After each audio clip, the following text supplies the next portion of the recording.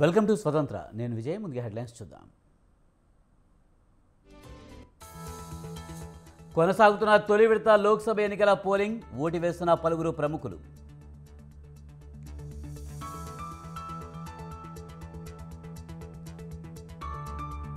నాలుగో దశ ఎన్నికలకు నామినేషన్ల పర్వం. ఈవేళ నామినేషన్లు దాఖలు చేయనున్న ప్రముఖులు.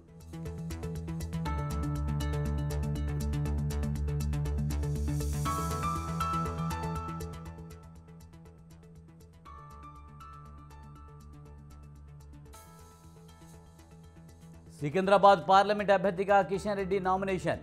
హాజరు కానున్న కేంద్ర మంత్రి రాజ్నాథ్ సింగ్.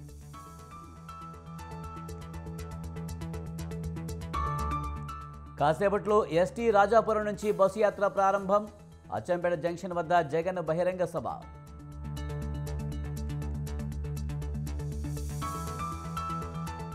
నేటి నుంచి ప్రచార బరిలోకి రేవంత్ రెడ్డి. నామినేషన్లు సభల్లో పాల్గొననున్న సీఎం.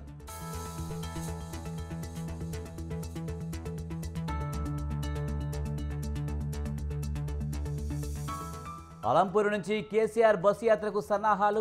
బీఆర్ఎస్ రోడ్ మ్యాప్ సిద్ధం.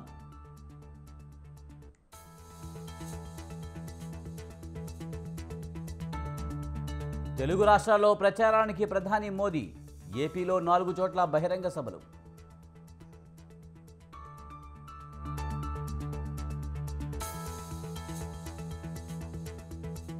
నిప్పులు గుండంగా తెలుగు రాష్ట్రాలు. రికార్డు స్థాయిలో ఉష్ణోగ్రతల నమోదు.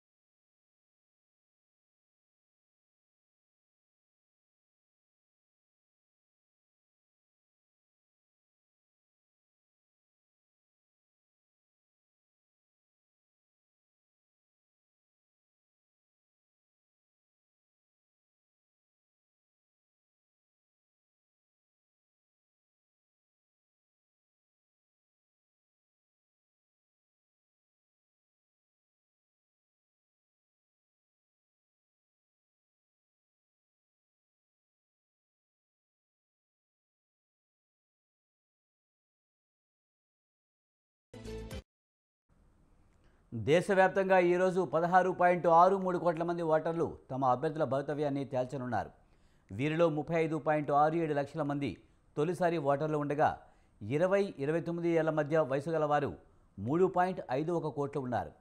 తమిళనాడులోని 39 లోక్సభ స్థానాల్లో 950 మంది అభ్యర్థులు బరిలో ఉన్నారు. ఉదయమే పలువురు ప్రముఖులు తమ ఓటు హక్కును వినియోగించుకున్నారు. చెన్నైలోని ఓ పోలింగ్ కేంద్రంలో తమిళనాడు సీఎం స్టాలిన్ ఓటు వేశారు. తమిళ సూపర్ స్టార్ రజనీకాంత్ తన ఓటు హక్కును వినియోగించుకున్నారు. ఈ ఎన్నికల్లో పోటీ చేస్తున్న తెలంగాణ మాజీ గవర్నర్ తమిళిసై కూడా ఓటేశారు. మాజీ కేంద్ర మంత్రి, కాంగ్రెస్ సీనియర్ నేత పి చిదంబరం ఓటు హక్కును వినియోగించుకున్నారు. మధ్యప్రదేశ్ మాజీ సీఎం కమలనాథ్ ఓటు హక్కు వినియోగించుకున్నారు. కమలనాథ్ కుమారుడు కాంగ్రెస్ నేత నకుల్ నాథ్ చింద్వారా లోక్సభ స్థానం నుంచి పోటీ చేస్తున్నారు.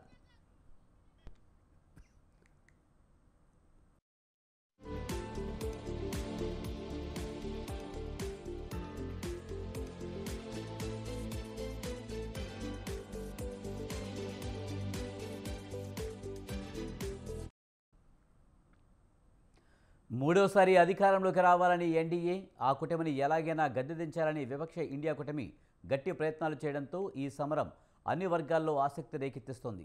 అరుణాచల్ ప్రదేశ్లో 50, సిక్కింలో 42 అసెంబ్లీ స్థానాల్లో పోలింగ్ కొనసాగుతుంది. అరుణాచల్లో 60కి 10 అసెంబ్లీ స్థానాలకు భాజపా ఏకగ్రీవంగా గెలుచుకోవడంతో మిగిలిన వాటికి ఎన్నికలు నిర్వహిస్తున్నారు.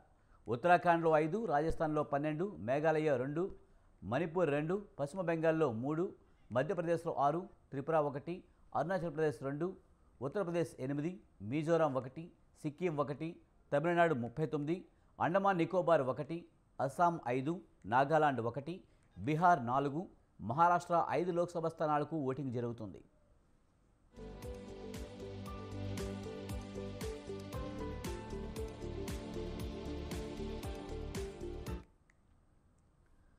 పోలింగు ప్రక్రియను సజావుగా నిర్వహించేందుకు భారీగా కేంద్ర బలగాలను మోహరించింది.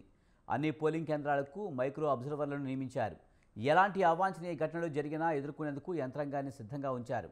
మొత్తం 1625 మంది అభ్యర్థులు పోటీలో ఉండగా వారిలో 1491 మంది పురుషులు, 134 మంది మహిళలు ఉన్నారు.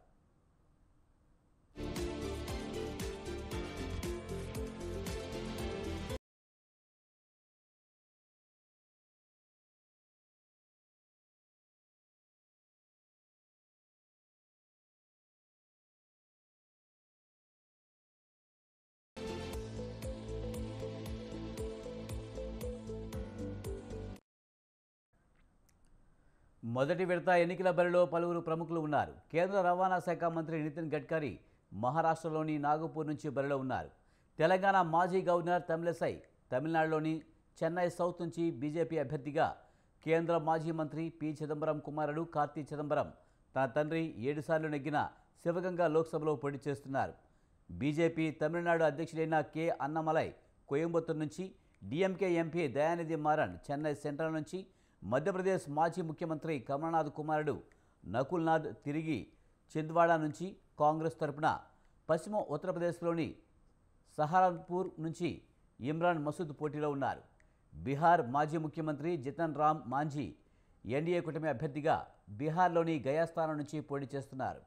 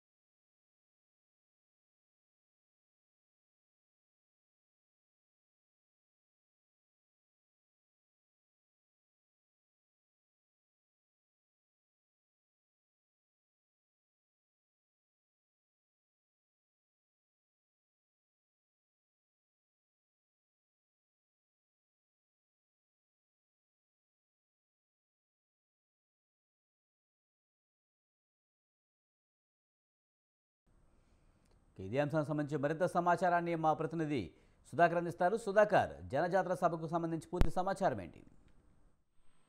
Thank you Vijay. ముఖ్యమంత్రి రేవంత్ రెడ్డి తొలిసారి ఉమ్మడి వరంగల్ జిల్లా పర్యటించనున్నారు. ఈ రోజు మహబూబాద్ ఎన్నికల విజయబాట ఎగురవేయడానికి అధికారులు చేపట్టిన కాంగ్రెస్ పార్టీ అదే దూకుడు పార్లమెంట్ స్థానాల్లో కూడా హస్తగతం చేసుకునేందుకు పార్లమెంట్ పోరుకు కాదున్నదని చెప్పి దీంతో పాటు ఈ క్రమంలో తొలి ఎన్నికల ప్రచార సభకు భాగం ఏకంగా సీఎం రేవంత్ రెడ్డి రంగంలోకి దిగుతున్నాడు. నోటిఫికేషన్ విడుదలైన నామినేషన్ స్వీకరించడం ప్రారంభం కావడంతో పాటు రెండో రోజు శుక్రవారం ముహూర్తం ఖరారు చేసుకున్నారు. మహబూబాద్ కాంగ్రెస్ పార్టీ అభ్యర్థి కొరిక బలరాం నాయక్ తన నామినేషన్ దాఖలు అనంతరం ఈ యొక్క భారీ బహిరంగ సభ కూడా ఏర్పాటు చేసినట్టు తెలుస్తుంది. దానికి సంబంధించి సాయంత్రం 4 గంటలకు ముఖ్యమంత్రి రేవంత్ రెడ్డి హెలికాప్టర్ ద్వారా మహబూబ్నగర్ నుండి నేరుగా మహబూబాద్ రానున్నారు. తర్వాత జనజాతర బహిరంగ సభలో ప్రసంగించనున్నారు. ఇందుకోసం పార్టీకి సంబంధించిన నాయకత్వం పూర్తిస్థాయి ఏర్పాటు చేయడం జరిగింది. మహబూబాద్ మొత్తం నియోజకవర్గం మొత్తం ఎస్టీ నియోజకవర్గం కావడంతో పాటు ఇక్కడ ఉన్న దీనికి మొత్తం పూర్తిస్థాయి బాధ్యత కూడా తుమ్మల నాగేశ్వరరావు గారు తీసుకోవడం జరిగింది. దీంతో పాటు మొత్తం ఈ యొక్క పార్లమెంట్ నియోజకవర్గం నుండి సుమారు 1,00,000 మంది కూడా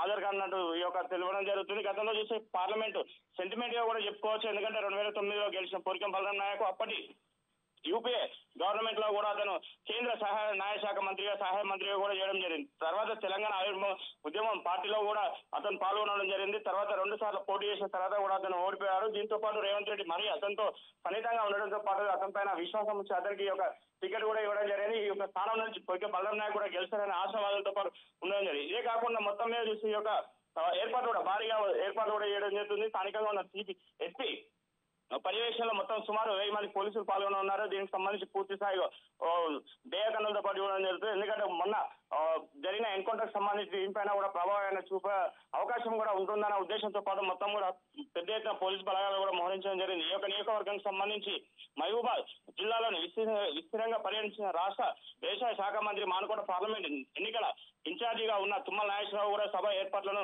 అక్కడ దగ్గర ఉండి పరిశీలించడం జరుగుతుంది. ఇతనితో పాటు స్థానికంగా ఎమ్మెల్యే రామచంద్ర నాయక్ మరియు ప్రభుత్వ విప్ ఇద్దరు కూడా ఉన్నారు. వీరు కూడా మొత్తం ఇక్కడ పర్యవేక్షణ మొత్తం చేయడం జరుగుతుంది. దీంతో పాటు డోర్నకల్ ఇల్లంద 3 నియోజకవర్గాలకు సంబంధించి భారీగా జన సమీకరణ చేసేందుకు కూడా కసరత్తులు పూర్తి స్థాయిగా చేయడం జరుగుతుంది. ఎండలు విపరీతమైన ఎండలు ఉండడంతో పాటు 40 డిగ్రీల ఎండ ఉండడంతో పాటు వచ్చే యొక్క కార్యకర్తలకు కానీ తాగునీరు మజ్జిగ ప్యాకెట్లు ఇలాంటి వగేరా మొత్తం అన్ని ఏర్పాట్లు కూడా చేయడం జరుగుతుంది. స్థానికంగా వచ్చే పబ్లిక్ కూడా మొత్తం దగ్గర ఉండి క్షుణ్ణంగా పరిశీలిస్తారు. మొన్న శ్రీరామనవమి కూడా వేడుకల్లో పాల్గొన్న వేం నరేందర్ రెడ్డి ప్రభుత్వ సలహాదారు వేం నరేందర్ రెడ్డి కూడా ఇక్కడ ఉండి స్వయంగా అతనే ఉండి మొత్తం పర్యవేక్షణ కూడా కొనసాగిస్తున్నారు. Vijay, right, thank you Sudhakar.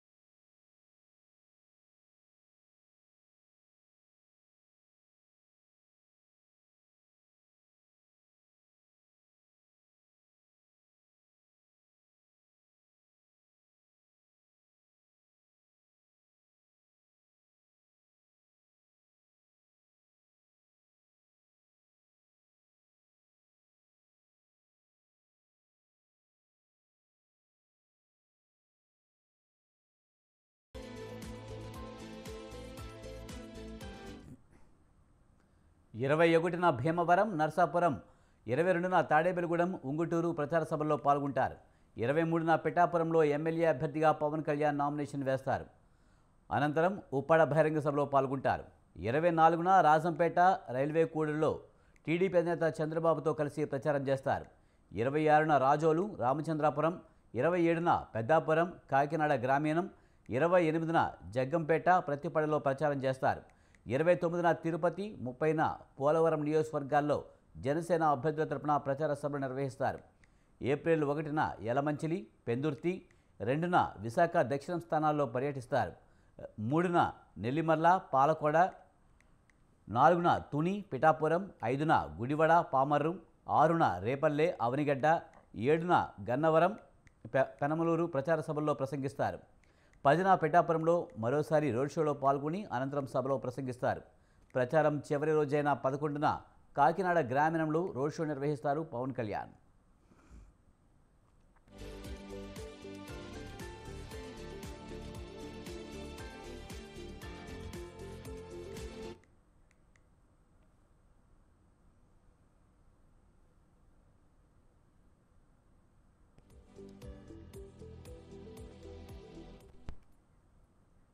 Kakinada జిల్లా పిఠాపురంలో ముద్రగడపై సినీ నటుడు పృథ్వీరాజ్ ఓ రేంజ్లో మండిపడ్డారు. అనకాపల్లిలో కాపు సంక్షేమ భవనానికి ప్రభుత్వం ఎకరం భూమిని కేటాయిస్తే అది మంత్రి గుడివాడ అమర్నాథ్ అడ్డుకుంటే అప్పుడు తమను ఎక్కడున్నారో చెప్పాలని విమర్శించారు. కాపు కులమని ముఖం మీద స్టిక్కర్ వేసుకుని చెప్పుకోవడానికి తప్ప తమరు దేనికి పనిచేయరని ఆగ్రహం వ్యక్తం చేశారు.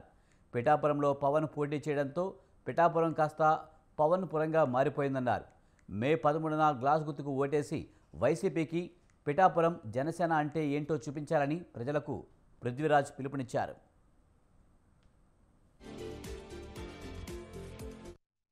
అడ్డం పెట్టుకుని ఒక స్టిక్కర్ వేసుకుని ఇక్కడ నేను కాపు నాయకుడు అని చెప్పి చెప్పుకోవటానికి వచ్చిన ఒక నాయకుడు, యువ నాయకుడు, మన జాతిలో ఒక యువ నాయకుడు, అతను కద్దరు వేసుకున్నా కూడా కద్దరు రాజకీయం అంటున్నటువంటి లీడరు పవన్ కళ్యాణ్ గారు. ఆయన్ని నువ్వు నిలబెట్టుకోవడానికి ట్రై చేయాలి కానీ మీలాంటి వాళ్ళు వెనకాల నుండి సలహాలు ఇవ్వాలి. మీలాంటి వాళ్ళు పక్క నుండి మా జాతి ఒకడు వచ్చాడు, అతను నిలబడతాం మనం అనగానే రే నాయన నీకు దండం పెడతాం, ముద్రగడ్డారు మీకు దండం పెడతామండి. మిమ్మల్ని ఏం అనలేము, ఏం చెప్తావు చెప్పండి.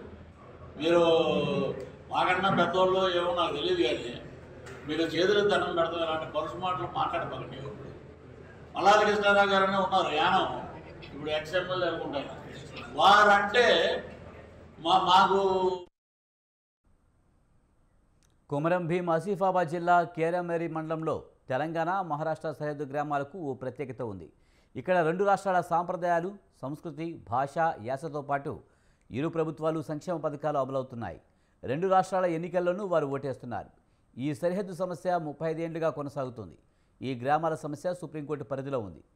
కేరామేరి మండల పరిధిలో ఉన్న 12 గ్రామాలకు కలిపి అంతకుముందు 2 గ్రామ పంచాయతీలు ఉండేవి.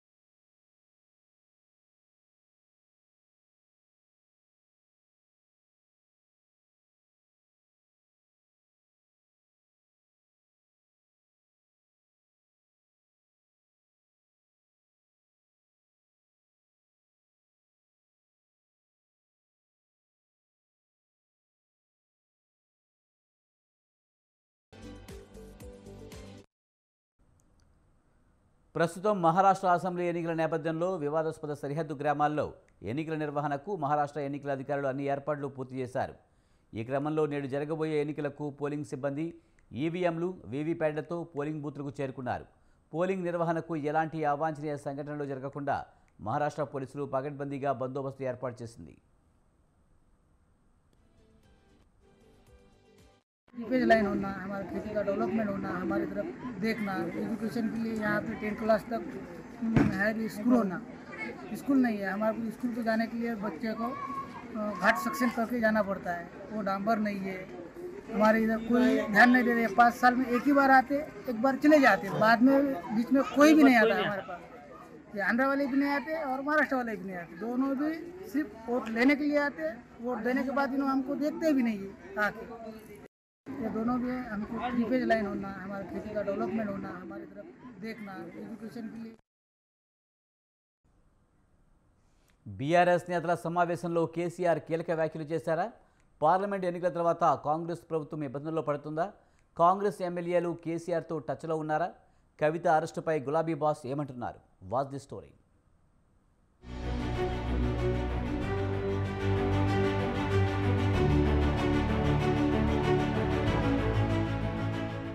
బీఆర్ఎస్ నేతలతో తెలంగాణ భవన్లో జరిగిన సమావేశంలో కేసీఆర్ చేసిన కామెంట్స్ రాజకీయ వర్గాల్లో తీవ్ర చర్చకు దారితీస్తున్నాయి. 20 మంది కాంగ్రెస్ ఎమ్మెల్యేలు తనతో టచ్లో ఉన్నారని కేసీఆర్ చేసిన వ్యాఖ్యలు సంచలనంగా మారాయి. సంవత్సరం తర్వాత కాంగ్రెస్ ప్రభుత్వం ఇబ్బందుల్లో పడుతుందని కూడా కేసీఆర్ అన్నారు. గతంలో బీఆర్ఎస్ పార్టీకి 111 మంది ఎమ్మెల్యేలు ఉన్నా ప్రభుత్వాన్ని పడగొట్టాలని మోదీ ప్రయత్నించారని ఆరోపించారు. కేంద్రంలో మళ్లీ బీజేపీ అధికారంలోకి వస్తే కాంగ్రెస్ ప్రభుత్వాన్ని కూల్చే ప్రయత్నం చేస్తారని అన్నారు. దీంతో కేసీఆర్ కామెంట్స్ తెలంగాణలో హాట్ టాపిక్ గా మారాయి.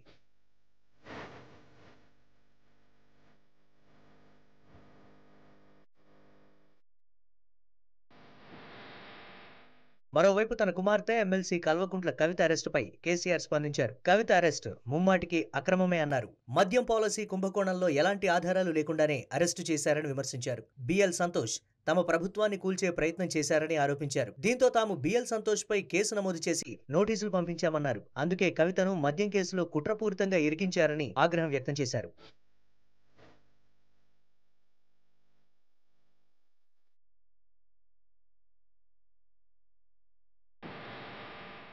ఇక రాష్ట్రంలో 22వ తేదీ నుండి బస్సు యాత్ర ఉంటుందని నేతలతో కేసీఆర్ చెప్పారు. అసెంబ్లీ నియోజకవర్గాల వారీగా రూట్ మ్యాప్ ఇవ్వాలని అన్నారు. జిల్లాల్లో నైట్ హాల్ట్ సైతం ఉంటారని తెలిపారు. వరంగల్, ఖమ్మం, మహబూబ్ నగర్, సిద్దిపేట ప్రాంతాల్లో బహిరంగ సభలుంటాయని చెప్పుకొచ్చారు. ఒక్కో లోక్సభ నియోజకవర్గం పరిధిలో 2-3 అసెంబ్లీ నియోజకవర్గాల్లో రోడ్ షోలు ఉండేలా ప్లాన్ చేయాలని సూచించారు. కాంగ్రెస్ పార్టీ ఇస్తామన్న 500 రూపాయల బోనస్ ఇచ్చే వరకు రైతుల వద్దకు వెళ్లడంతో పాటు కళ్యాణ్లో నిరసనలు చేసే విధంగా నేతలు ఏర్పాట్లు చేసుకోవాలని సూచించారు.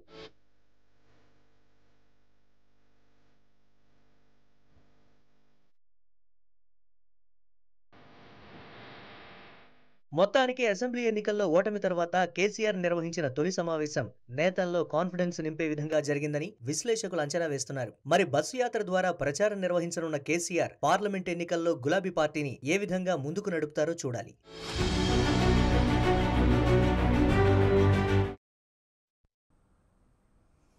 తెలంగాణలో బీఆర్ఎస్ గెలిచే మొదటి సీటు సికింద్రాబాద్ అని మాజీ మంత్రి కేటీఆర్ అన్నారు. పద్మారావు పోటీలో ఉండడంతో కిషన్ రెడ్డి కూడా భయపడుతున్నారని కేటీఆర్ తెలిపారు. అక్కడే అంటే ఇక్కడ మన గెలుపు ఖరారైనట్లే అని స్పష్టం చేశారు. యూసఫ్గూడలో ఏర్పాటు చేసిన జూబ్లీహిల్స్ నియోజకవర్గ పార్టీ కార్యకర్తల సమావేశంలో కేటీఆర్ పాల్గొన్నారు. 2001లోనే కార్పొరేటర్ ఎన్నికల్లో పోటీ చేసి గులాబీ జెండా ఎగురవేసిన నాయకుడని గుర్తు చేశారు. నాటి నుంచి నేటి వరకు కేసీఆర్ కష్టసుఖాల్లో పద్మారావు ఉన్నారని తెలిపారు. కేసీఆర్ వెంట నడిచిన సైనికుడు పద్మారావు అని కొనియాడారు. ఒక కేబినెట్ మంత్రి కేంద్రంలో ఏం పని చేయాలి? ఆయన పార్లమెంట్ నియోజకవర్గం కోసం ప్రత్యేకంగా నిధులు తేవాలి, రాష్ట్రం కోసం ప్రత్యేకంగా నిధులు తేవాలి. రాష్ట్రం మీద ప్రేమ ఉంటే किशन रेड्डी साहब क्या करे? कोरोना आया हैदराबाद में और पूरे हिंदुस्तान में और पूरे दुनिया में అంతటా లీడర్లు అంటోళ్ళు కొన్ని మంచి పనులు చేశారు. మా పద్మారావు గారు కరోనా వస్తే సీతాఫల్ మండిలో ఒక పెద్ద ఫంక్షన్ హాల్ కిరాయి తీసుకొని రోజు అన్నదానం కార్యక్రమం పెట్టి దగ్గర సొంత పైసలు 2-2.5 కోట్ల రూపాయలు ఖర్చు పెట్టి కరోనా వచ్చిన వాళ్ళందరినీ కాపాడినవాడు పద్మారావు గారు. అలాగే cabinet minister Secunderabad MP Kishan Reddy क्या करे कोरोना में? क्या करे? సిద్దిపేట జిల్లా అక్బర్పేట భూంపల్లి మండల కేంద్రంలో కాంగ్రెస్ దుబ్బాక నియోజకవర్గ ముఖ్య కార్యకర్తల సమావేశం జరిగింది. ముఖ్య అతిథిగా హాజరైన మైనంపల్లి ఉమ్మడి రాష్ట్రంలో దుబ్బాక అభివృద్ధి ఎక్కువగా జరిగిందన్నారు. ఓటర్లు ఓటును డబ్బుల కోసం అమ్ముకోవద్దన్నారు. కేసీఆర్ ఇకనైనా మారాలన్నారు. 2001 ఉద్యమం కోసం ఏర్పడిన పార్టీ 3 నెలల్లో ఏ స్థాయికి చేరిందో తెలుసుకోవాలని విమర్శించారు. కార్యక్రమంలో మెదక్ ఎంపీ అభ్యర్థి నీలం మధు ముద్రాజ్, నియోజకవర్గ ఇన్ఛార్జ్ శ్రీనివాసరెడ్డి పాల్గొన్నారు. సందర్భంగా తెలియజేస్తా ఉన్నా, అదన్నీ మర్చిపోండి. మీ పార్టీ గుర్తుంటదా? ఈ ఆఫ్టర్ పార్లమెంట్ ఎన్నికల తర్వాత మీ పార్టీని మేము పొందబెట్టే అవసరం లేదు, మీ తండ్రి కొడుకులే పొందబెట్టుకున్నారని చెప్పి సందర్భంగా తెలియజేస్తా ఉన్నా. దాన్ని మర్చిపోవలసిన అవసరం ఉంది ఈ రోజు. ఎందుకంటే మా తమ్ముడు మద్దుల కాలరెడ్డి గారు మాట్లాడుతూ ఉంటే, మా తమ్ముడు చెరుకు సీనన్న మాట్లాడుతూ ఉంటే నాకు చాలా సంతోషంగా ఉంది. దేశం కోసం, ధర్మం కోసం ప్రధాని మోడీ ఎంతగానో కృషి చేస్తున్నారన్నారు మల్కాజ్గిరి ఎంపీ అభ్యర్థి ఈటెల రాజేందర్. కంటోన్మెంట్ నియోజకవర్గంలో మాజీ సైనికుల ఆత్మీయ సమ్మేళన కార్యక్రమం జరిగింది. కార్యక్రమంకు బీజే ఎమ్మెల్యే అభ్యర్థి డాక్టర్ టిఎన్ వంశీ తిలక్తో కలిసి ఈటెల హాజరయ్యారు. డబుల్ ఇంజిన్ సర్కార్తోనే అభివృద్ధి సాధ్యమన్న ఇరువురు నేతలు బీజేపీకి పట్టం కట్టాలని విజ్ఞప్తి చేశారు. బీఆర్ఎస్, కాంగ్రెస్ పార్టీల తీరుపై తీవ్రస్థాయిలో ధ్వజమెత్తారు.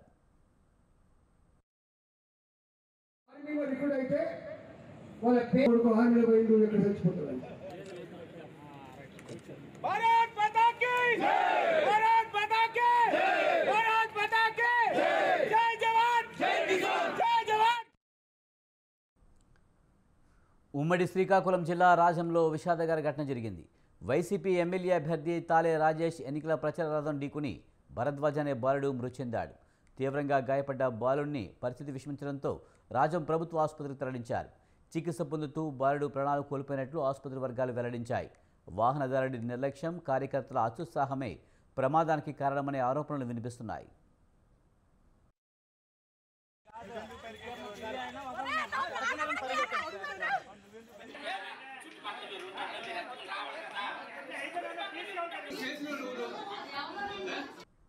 ములుగు జిల్లా కర్నాయగూడెం మండలం సింగారం రైతులు అక్రమ ఇసుక తవ్వకాలను అడ్డుకున్నారు.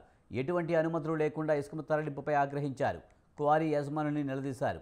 సమాచారం అందుకున్న కర్నాయగూడెం తహసీల్దార్ సలీం సింగారం చేరుకుని విషయాలను ఆరా తీశారు. అనుమతులు లేకుండా తవ్వకాలు జరుపుతున్న మిషన్లను సీజ్ చేసి ఏటూరు గ్రామ పంచాయతీ కార్యాలయానికి తరలించారు.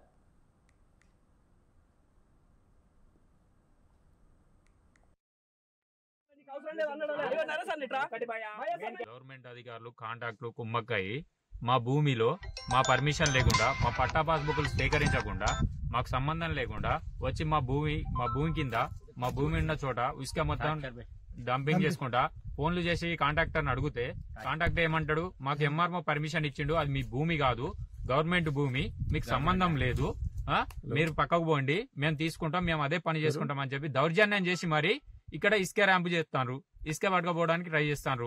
ఇది అడ్డుకున్నందుకు ఫోన్ల మీద ఫోన్లు చేసి ఇట్లా ఎంఆర్ఓ అడిగితేనేమో మేము పర్మిషన్ ఇవ్వలేదని చెప్తాడు. కాంట్రాక్ట్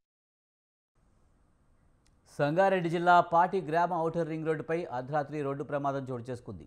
ముందు వెళ్తున్న లారీని అతివేగంగా ఓ ఇన్నోవా కారు ఢీకొంది. ఈ ప్రమాదంలో డ్రైవర్ మనోవర్, ఫాతిమా బేగం అక్కడికక్కడే మృతి చెందగా మరో నలుగురికి తీవ్ర గాయాలయ్యాయి. స్థానికుల సమాచారంతో హుటాహుటిన సంఘటనా స్థలానికి చేరుకుని చంద్రాయనగుట్ట ప్రాంతానికి చెందిన వారిని గుర్తించారు. మృతదేహాలను, గాయపడిన వారిని పటాన్ చెరువు ప్రభుత్వ ఆసుపత్రికి తరలించారు. కర్ణాటకలో ఓ ఫంక్షన్కి వెళ్లి తిరిగి వస్తుండగా ప్రమాదం జరిగింది.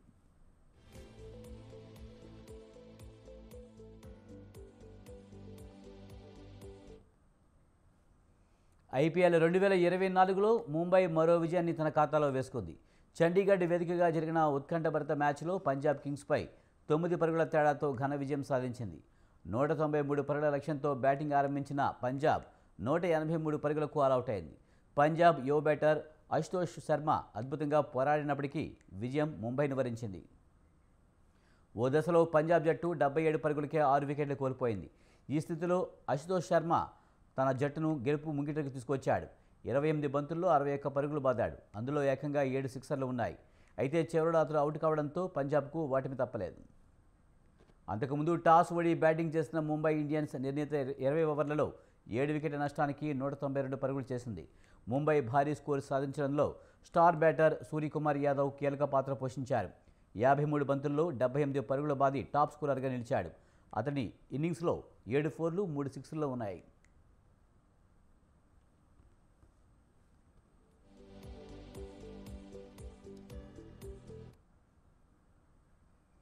ఇవి ఈ బులెటిన్ విశేషాలు. చూస్తూనే ఉండండి స్వతంత్ర.